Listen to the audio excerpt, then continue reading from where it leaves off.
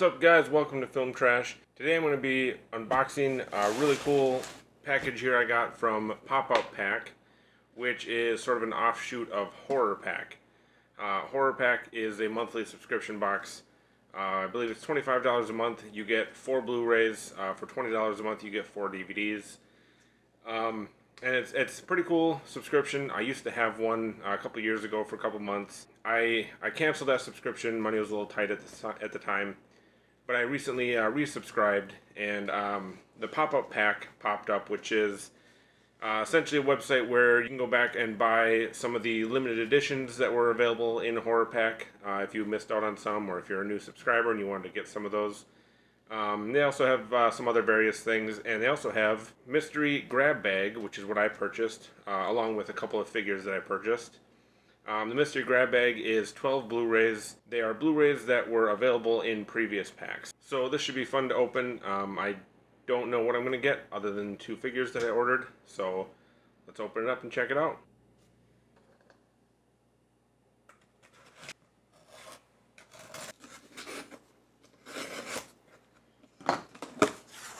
Alright. Move this out of the way here. Okay. So, I'll show you guys the figures that I got first. I got the Mego Invisible Man. Really cool figure. I also have the Mego Dracula figure. These are really cool action figures. I bought these because I already have a few other ones. I have Frankenstein, Bride of Frankenstein, Creature from the Black Lagoon, and the Phantom of the Opera. And I'm going to add these to that collection, which I need to get a shelf for these one of these days because they're just kind of hanging on the wall in the packaging. But they actually are in my bathroom because I have a classic Universal Monsters themed bathroom. So yeah, really cool additions to that. Okay, and then we've got... So the grab bag comes with an actual bag. You can see it's got the Horror Pack logo on it. Pretty cool bag. So there's that. And now let's go ahead and get to the movies. We actually got wrapped up in a couple smaller packages here. So okay, so go with this first one here. We've got Mega Shark versus Mecha Shark, Monster versus Metal. Okay, I guess never heard of this one. It looks like one of those cheesy sci-fi shark movies. I'm sure it'll be hilariously bad. Yeah, I have no idea what to make of this movie. It just looks like a really terrible sci-fi movie. Alright. Next up we have Patient Zero. This movie I have heard of, but I haven't seen it. And I really don't know much about it. In the pandemic thriller Patient Zero, humanity is battling intelligent, adrenaline-fueled creatures born from a viral super strain. After being bitten, human survivor Morgan realizes he is asymptomatic and can communicate with the infected, leading the last survivors on a hunt for Patient Zero and a cure. Yeah, I know I've heard of this one. I just don't know much about it. Haven't seen it yet. But, yeah, this one actually looks kind of cool. So I'm actually going to go back real quick and read the synopsis of Mega Shark versus Mecha Shark. Okay, there isn't much here. It says, when Mega Shark returns, the government unleashes the top-secret Mecha Shark to defeat the monster in a pitched battle that threatens the planet. So, yeah. Sounds like it might be a sequel, but I don't know. So next up we have... The Conjuring 2. Alright, not bad. It's not often that I see more well-known popular movies in the horror packs, at least not from my experience. So it's pretty cool to see one that's a little bit more popular. I don't own the first Conjuring movie. Never really had too much of an interest in the series, but yeah, I guess I might as well check them out now. So, all right.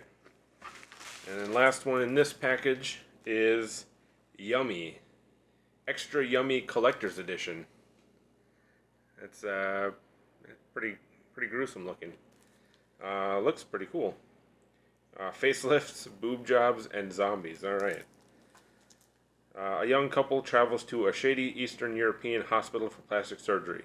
The young woman wants a breast reduction. Her mother comes along for yet another facelift. Wandering through an abandoned ward, the boyfriend stumbles upon a young woman gagged and strapped to an operating table. She's the result of experimental rejuvenation treatment. He frees her but doesn't realize she's patient zero, and he just caused the outbreak of a virus that will change the doctors, patients, and his mother-in-law into bloodthirsty zombies. Yeah, okay. I haven't heard of this one or seen it, but I like the cover. It's really cool. I'll definitely be checking this one out soon. So, all right. Let's move on to the next package. We've got. Oh, okay. We've got Unsane. Oh, I had it upside down. Yeah, another more well-known movie. I believe this one is shot entirely on iPhones. That was kind of the gimmick it had going on. Yeah, Academy Award winning director Steven Soderbergh plunges audiences into the suspense and drama of a resilient woman's fight to reclaim her freedom, even as she risks her own sanity. Still scarred from the trauma of being terrorized by a stalker, Sawyer Valentini receives treatments at the Highland Creek Behavioral Center. However, shortly after she unwittingly commits herself to the mental institution and is unable to leave, she catches sight of a facility staffer who, she is convinced, is actually her stalker. But is he real or a product of her delusion? Yeah, cool. I haven't seen it. I almost picked this up a while back and wanted to see it because, you know, I don't know. I like Steven Soderbergh. I like his sort of experimental filmmaking style. Just the things he tries to do to, you know, try new things in filmmaking. I think it's pretty cool. Like I said, I believe it was shot entirely on iPhone. I think that was kind of the thing he was going for with this. So, yeah, pretty cool. All right, next up. Oh, Blood Feast. All right. I haven't seen this one, but I have seen the cover for it. Yeah, I don't really know much about it. Fuad Ramses and his family have moved from the United States to France, where they run an American diner. Since business is not going too well, Fuad also works night shifts in a museum of ancient Egyptian culture. During these long, lonely nights, he is repeatedly drawn to a statue representing the seductive ancient goddess Ishtar. He becomes more and more allured by the goddess as she speaks to him in visions. Eventually, he succumbs to her deadly charms. After this pivotal night, Fuad begins a new life in which murder and cannibalism become his daily bread. He starts to prepare a ritual feast to honor his new mistress, a lavish affair dripping with blood, organs, and intestines of human victims. As butchered bodies are heaped upon the altar of Ishtar, Fuad slowly slips further into madness until he is no more than the goddess's puppet, and she thirsts for the blood of Fuad's wife and daughter too. All right. Yeah. I don't really know anything about it. I've just seen the cover before, so I don't know. Might be cool. I like Egyptian stuff, so yeah, we'll see. Okay. Next up, we have The Dead Room, featuring new Rumble soundscape technology. I don't know what that is. That sounds interesting. Yeah. I haven't heard of this one before, so let's see. Step inside the dead room, where something sinister guards a home's horrifying secrets. Inspired by a 1970s urban legend, this atmospheric nerve shredder follows two scientists and a young psychic as they travel to the countryside to investigate mysterious goings-on at a remote farmhouse. Skepticism quickly turns to terror as the researchers' presence unsettles a seriously angry demonic presence possessing the home. Upping the haunted house movie ante with visceral camera work and unsettling sound design, The Dead Room creates a sense of palpable danger lurking in every corner and hallway. Special feature, Rumble, get ready for the future of fear. Not sure what that is. It's a new pre-show technology that uses infrasound waves to immerse the audience in a low-frequency soundscape to help attune the viewer for the atmospheric frights of this motion picture. Okay. Yeah, I don't know anything about this movie, but that sounds kind of cool. So, I'll have to wait until I get my surround sound system hooked up before I listen or before I watch this one, because it might be kind of cool. So, all right. Next up, we have Ron Perlman, Five Girls. Five Girls versus 2,000 Demons. Okay. Never heard of it. Ron Perlman, though. I mean, Ron Perlman's a great actor. So, might be good. Who knows? What the devil has gotten into these girls. We're about to find out as they attend St. Mark's boarding school, where discipline is strictly enforced. Students are strip searched, routinely punished, and there's no communication with the outside, but plenty with the dark side. Classrooms are more like covens, and the extracurricular activities, well, when the lights go out, you never know what is going to happen. Every girl here has a criminal past and a terrifying and anything but predictable future. Father Drake and the particularly attractive and sadistic headmistress, Miss Pierce, are in charge. The girls are scared to death of them, as well they should be, because frankly, they've let the whole school go to hell. Like I said, it's got Ron Perlman in it, so could be good. Who knows? Yeah. Alright, and then for the last four movies here, we got, Flatliners. Now, I have not seen this. This is a remake of an older film. I don't remember what year the original Flatliners came out. But the original Flatliners is a great movie. I absolutely love it. Kiefer Sutherland is in it. Really cool. Highly recommend that one. I never watched the remake because, frankly, I'm not big on remakes. So, yeah. I mean, I'll definitely check it out, though, and see if it's as good as the original. I'm sure, honestly, it probably won't be. It does have Elliot Page. I love Elliot Page. The other actors I don't know, to be honest. If you guys haven't heard of this one, I'll read the synopsis. It's five medical students obsessed by the mystery of what lies beyond the confines of life embark on a daring and dangerous experiment. By stopping their hearts for short periods of time, each triggers a near-death experience, giving them a first-hand account of the afterlife. But as their experiments become increasingly dangerous, they are each haunted by the sins of their pasts, brought on by the supernatural consequences of trespassing to the other side. I don't know. I guess I'll check it out, and like I said, I don't expect it to be as good as the original, but who knows?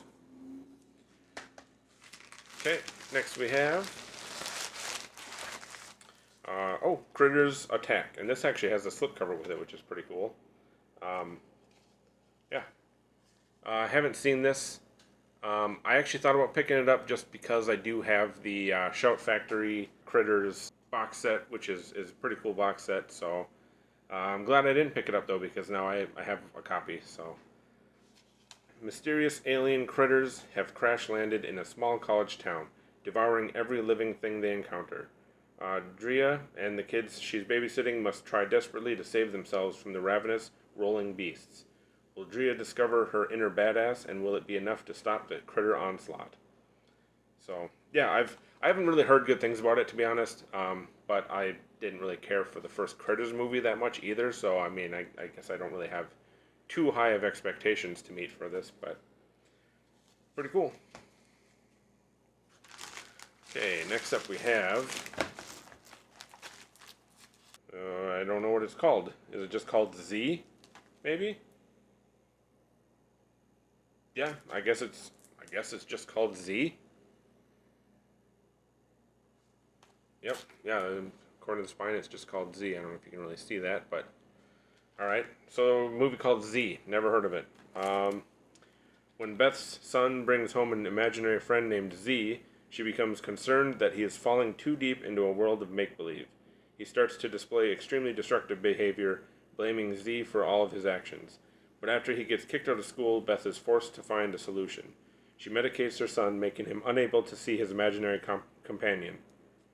But now Beth sees Z, and he wants to be her friend. Yeah, I mean, it looks okay. It doesn't look like anything spectacular, and I mean, it kind of sounds like, a bunch of different movies I've heard of before, but never heard of this one, so. Alright, another one to check out, so. Alright, and then the last one This is the last of all 12 of the Blu-rays that I got from this mystery pack, and it is Jack Ketchum's The Lost. So once again, one I've never heard of. Once upon a time, a boy named Ray Pye put crushed beer cans in his boots to make himself taller. But this is no fairy tale. For suburban sociopath Ray and his friends, small-town life is a dead-end road of sex, drugs, liars, and losers. And what begins with a sudden act of senseless violence will climax in a mind-blowing frenzy of depravity, with the worst still yet to come. Michael Bowen, D. Wallace Stone, Ed Lauder, Megan Henning, Katie Cassidy, and Aaron Brown co-star in this controversial shocker adapted from the infamous novel by Jack Ketchum and based on the true story that stunned America. Alright, I haven't read the novel. I don't know what the true story is. I don't know what it's based on, to be honest. I haven't looked into it, but I will have to check it out. Sounds interesting, so yeah, pretty cool. And that is it. Those are all of the movies that I got from the mystery pack. Really cool additions to my collection, and I'm looking forward to getting my first horror pack again. I signed up at the end of May, so I missed the May pack. So I will be getting the June pack, which I'm not sure if it'll be here at the end of June or the beginning of July, somewhere in there. But once I get it, I will be doing an unboxing video for that. So if you want to check that out, hit the notification bell and you'll be notified of future videos. And if you like this video, hit the like and subscribe buttons. I'll see you guys next time.